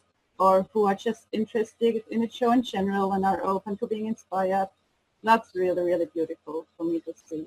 And that's kind of some of the reward for putting so much effort into the show. The other reward is being on a wonderful team with all of you, which is just really nice.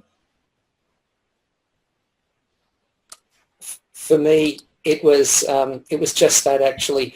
I remember the first panel I was going to guest host, and I was going to you, Lainey, going, okay, so run me through it. What do you do and how do you do it? And when you said that, look, I just read my intro and then I sort of ask the first question and then I let it go. I was like, what? I was waiting for the instructions. I was waiting for okay, what do you do next? And what do you do next? And true to form, I thought, oh goodness, is this sort of like, this unpreparedness or whatever? But I learned that that's the best way, and as the host, as the facilitator, was just to hold that space and allow the conversation to naturally flow in the areas that stream of information really needed to come to, and found that was the best way to do that, and to let it flow naturally.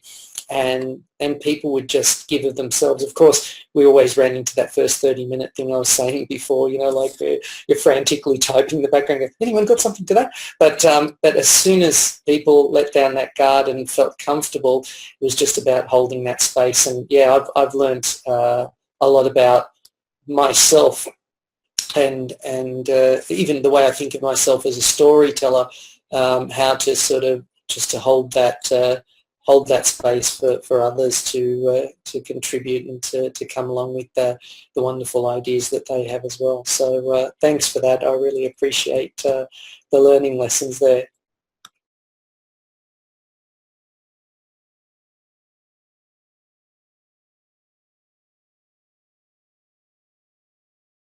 Yeah, I definitely already knew that I'm not a researcher. I love reading, but then I kind of forget where I read it, and I've just recently started like to gather the information on a Trello board because I need to have access to it. But what I find has been exactly that learning process has been to do exactly what you're talking about, George, this thing of like stepping back and letting the conversation happen. And I find that I love doing that. And at the same time, it is a challenge because I'm so used to being like the workshop leader or the one who's talking, like the talking head. And so to step back and basically just be quiet is difficult. But I think I'm learning how to do it, and I also love giving this opportunity to other people to speak and to have that possibility of like, okay, so who's next? Do you want to go? Because as you say, the first 30 minutes, they're a bit stiff. And I think it's because it's happening, you know, people can watch it. If we mess up, we mess up. And people are perfectionists and they want everything to look good. But I love creating that space and be like, you know what, it's just sit back, have your cup of tea next to you and just go with the flow and hop in. And I think that amazing things happen when you can do that.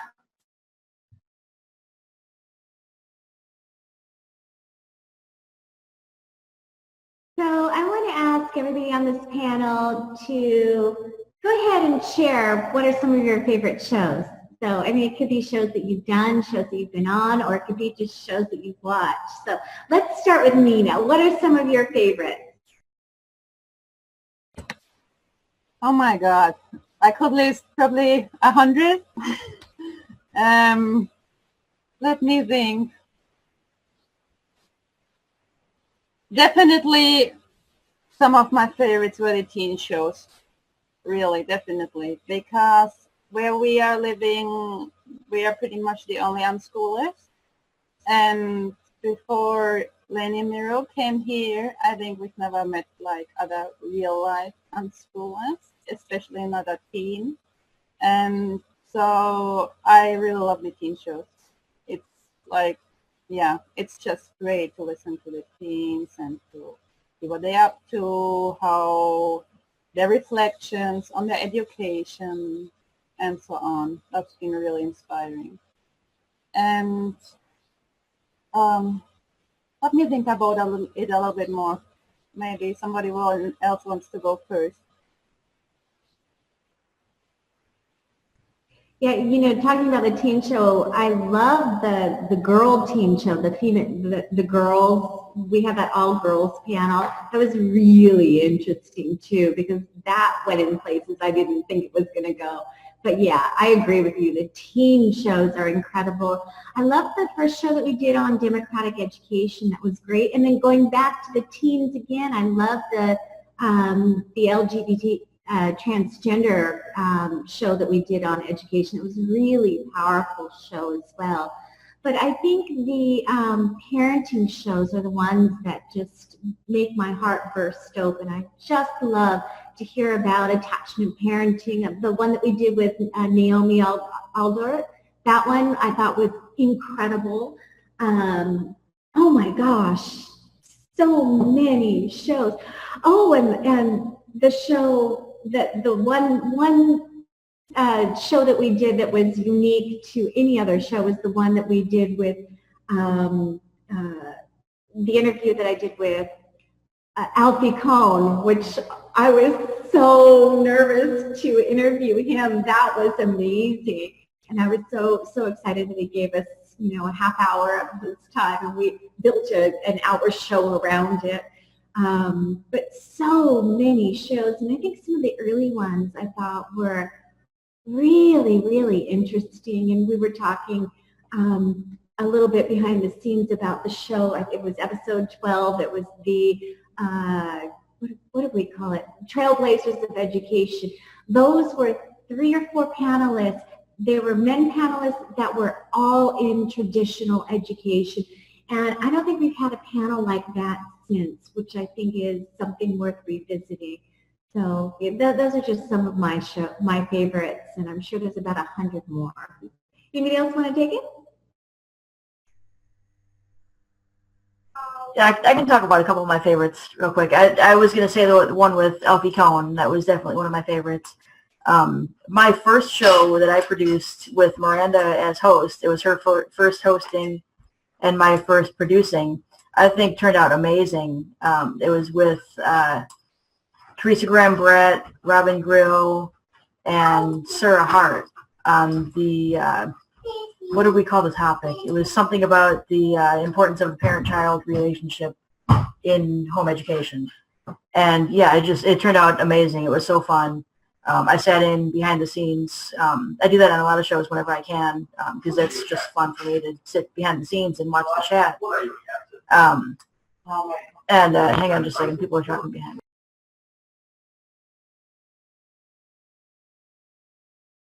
I really sorry, I'm sorry, I have a ahead. house full of people and I had to remind them to be quiet while I'm talking. Yeah, my other favorite shows would be the ones that I've produced with kids on them.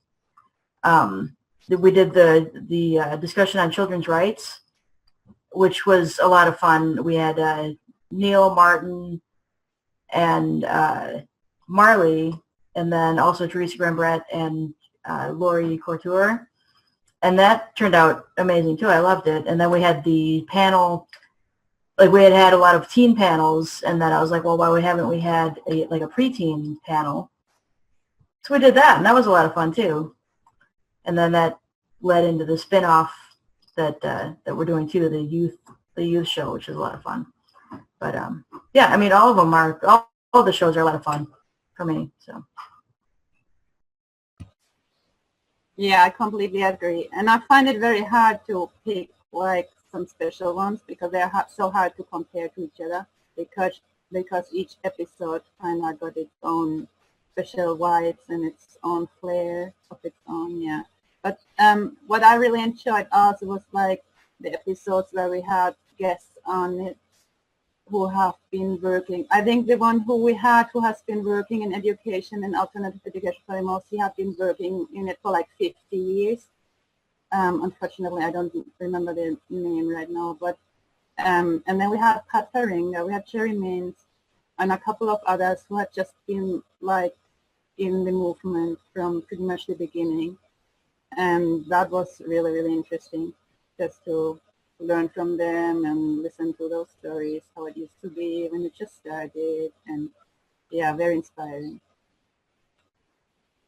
For me, it was also meeting the people that I've met through the panels. You know, they're just an incredible wealth of people who've come to the show. I mean, one that jumps to mind is Adebayo Akomolafe, whose bio is like he's now just presenting in front of the United Nations. You know, he's actually giving. I think just I noticed today he was presenting to a group of international dignitaries on you know, his area of expertise, people like that, but also the people that we've made genuine connections with. I mentioned them before, but you know, these ladies that are doing mindfulness work with children in care, and we actually stayed at their places in North and South Carolina. So our world's become a lot bigger as a result of meeting these wonderful, inspiring people who are doing change in the world. I think another one that was on the panel with that are involved with Mundo, a work that's sort of allowing people to have cultural experiences and the like. So it's very hard to pick one because every single one has such meaningful, impactful learning experiences. But I'm truly grateful for the opportunity that we got to meet and interact with these wonderful people that are changing the world.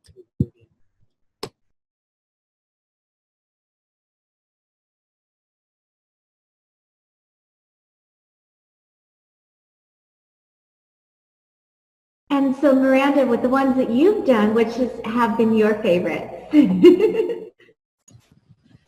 I was actually reminiscing about, well, actually, the one that Anne was mentioning, I really enjoyed it. I mean, it was a super interesting conversation.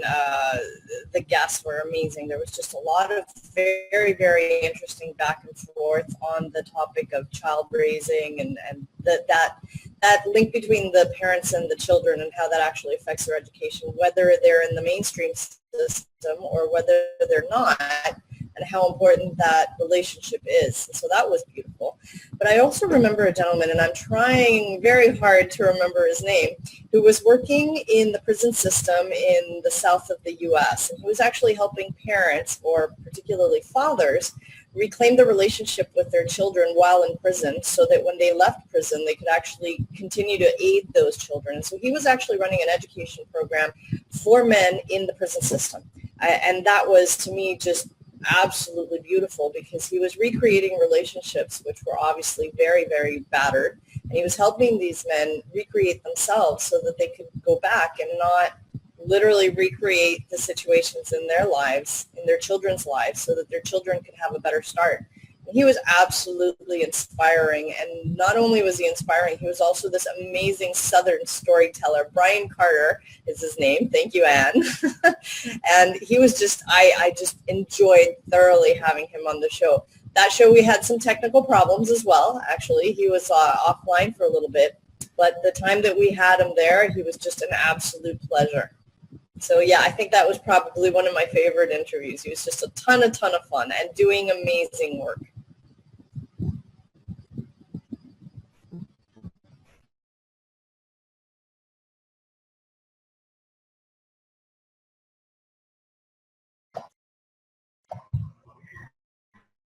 Yeah, sorry, I have a problem with my mouse. I click and click and click and it doesn't react.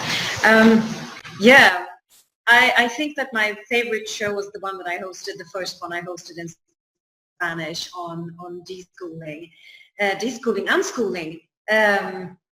It was amazing because I didn't know how it would work out, and we just got this incredible conversation going. And the cool thing was that we had two participants that had never gone to school, or at least not any kind of like traditional school. One had been completely unschooled, and the other one had been to a school that was built upon the unschooling principles. And I don't know, something happened. It just it was an amazing conversation, definitely. God, I really want to make more of those.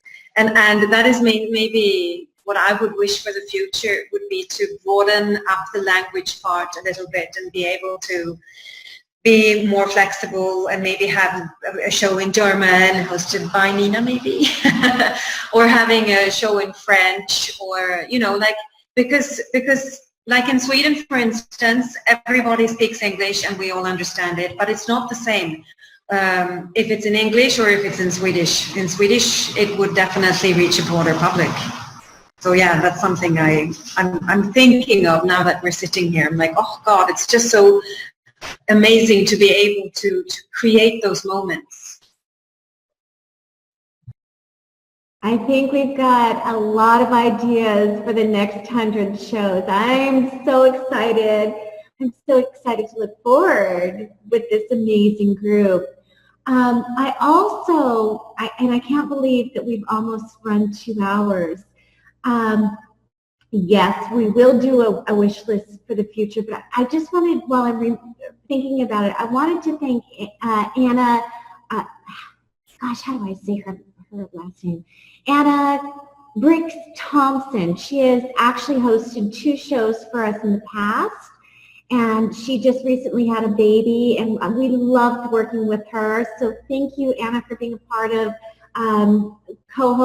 guest hosting in the past, and also to Sue Patterson, who has guest hosted a few shows in the past as well. Both of you are absolutely invited should your schedules free up to guest host at any time. We loved having you, both of you, as guest hosts. So I want to open this up to the panel, to our producers, and let's do a wish list. And let's start with Miranda. What is the wish list for you? I really would love for us technically to be able to turn this into a podcast, because I think that would give access to this information to a lot more people. Now, whether that goes back to the donation button that Nina was talking about earlier, and whether there's some technical things that need to be done, I think that opening this up into a podcast would make it much more feasible for a lot more people to access it. So that would be my wish for the upcoming future, because the reason that I'm so enjoying being involved with this, because I think this opens up ideas for everybody. And I just think that that's such an important vehicle, and I hope that we can do that sometime in the near future. I'd echo those sentiments, actually, because podcasts get a lot of people listening as well, and it also adds to the convenience of the way people can listen to this program when they are doing anything. Basically, a lot of people listen to podcasts today. You'd be surprised at how many people do listen to podcasts as opposed to watching live videos. So, yeah, podcast would be a great thing. I'd sort of second that. I think if we could also get a few of the technical things sorted to really polish it, this would be a fantastic direction that would gain a lot of people behind it. And I think it deserves that. So that's my wish as well. Awesome, and I think we're all in agreement. And we haven't spoken about Conscious Consumer Network yet, but we'll do that at the very end when we wrap. And we were just informed that behind the scenes they are working on that as a when they release the future shows, perhaps they'll be released also as an audio version as a podcast. So we'll keep everybody updated on that. Remember, before the last hour ended, I said we invited any of our past guests to pop in and say a few words, what it meant to be on the show during our 100th episode. Well, we do have another taker on that. Neil is joining us. He actually is one of the teams that is on the spin-off show that aired earlier today. But Neil is here to say a couple of words about what it was like just to get his start here on our show. So Neil, the floor is yours. So first of all, thank you so much for having me. It's always fun to be here. I think this might, I've been on, I think, 3 or 4 of these shows, and as you know, Lainey just said, there's now a new show, Youth on Subjects of the World, that I'm on, which you should definitely check out. But that all definitely started here when I first did a kids panel here. It was all kids, and I forget what the topic was about, but it was great, and I believe it was really great, and I was grateful for the opportunity to start this whole new journey for me, and it's been really great. So thank you. Thanks for being on the show, Neil. And actually, do you remember the show that we broadcasted live from Life Without Instructions? You were my co-host for just a little bit too. So you really are amazing in front of the camera, and it's been such an honor to discover you as a talent. Okay, I did nothing. Thanks, Neil. And I just wanted to give our producers a last opportunity for any final thoughts. Anything that you want to pop in and say before we wrap up?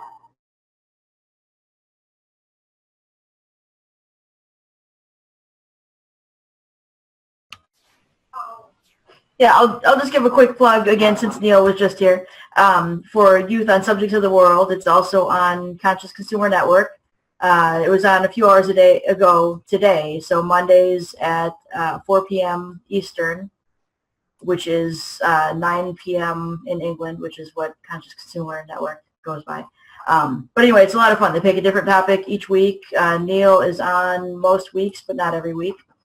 We have a rotating cast of kids, and they choose a different topic each week, and it's just amazing.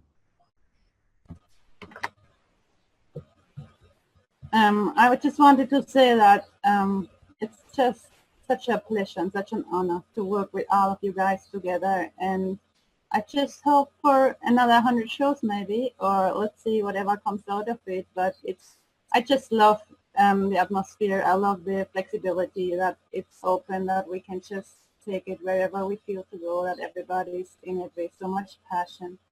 And those incredible connections that we've been making over the past more than 2 years for me and Lainey. And yeah, I just hope the show goes on.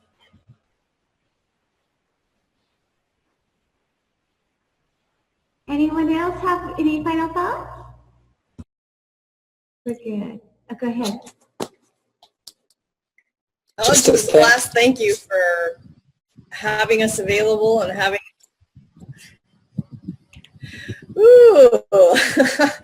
just on my part, just a thank you again to everybody for making the possibility of being involved with this show and for allowing the possibility for us to be opening up these ideas to more and more folks.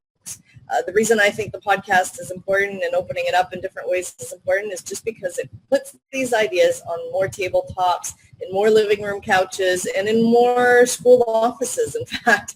So thank you guys all for being there and for working together, for the privilege of joining and being a part of this, and hope that it keeps on growing and growing.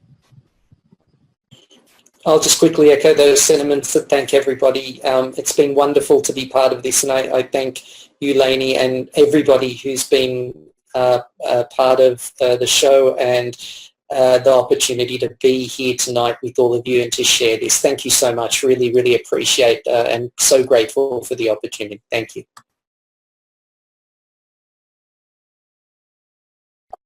Yeah, there's nothing else to say. I mean, I thank you. It's an honor to be part of such an incredible team. All the connections that we're making,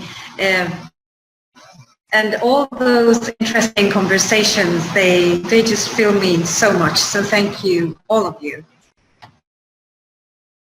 I actually would like to add something for everybody who's watching. If anybody wants to be a guest on the show or has a suggestion for a topic or anything, please just let us know. Like I said, we're open to everything pretty much, and we're always happy for input, or if people reach out to us and say they would like to be on the show, please don't hesitate and just contact us. You will find all the information on our website, or we're on Facebook as well. So just reach out if you have an idea or if you would like to be on the show yourself. And finally, I really want to thank you, Biggie. Thank you for not creating restrictions of things that we can talk about. Thank you for providing the space for us to have these conversations. And thank you, Mel and Biggie for dreaming up this network where these conversations are absolutely possible.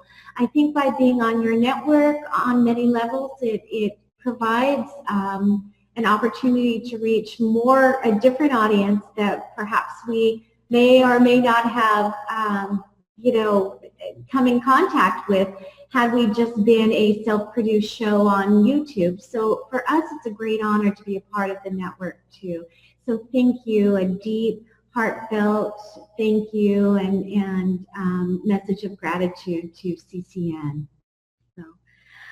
All right, guys. I think that's it. We've come to the end of 2 hours. We hope that you've enjoyed meeting the people behind the scenes. As Nina said, please do send an email if you have a show suggestion, if you have a guest that you think should be featured. We have wonderful producers behind the scenes. We have wonderful guest hosts, and we're all in this together. So I end every show by saying, wherever you are and whatever you do, continue to always do it for the love of learning. If we want to change the world, we must first change the media. Mainstream media exists for the purposes of indoctrination and manipulation of public perception. The world of free and independent media is growing, and with the upsurge in information now available in the public domain, it has never been easier to access free and independent media. The exploration of this information resulted in an experimental project which would provide a fully supported space for researchers, whistleblowers, and seekers of all kinds to express themselves and educate the world. On the 1st of January 2015, Conscious Consumer Network was launched to the world.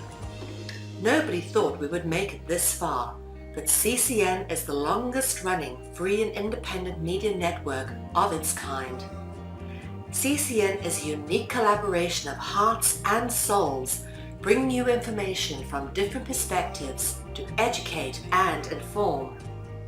Since we started CCN, we have had only one desire, the pursuit of a free, fair, just, sustainable world, and this has not changed. Having overcome many challenges over the last 2 years, CCN is here to stay, and we've got great things lined up for 2017. Help keep CCN on the air by supporting the 2017 Network Support Fund.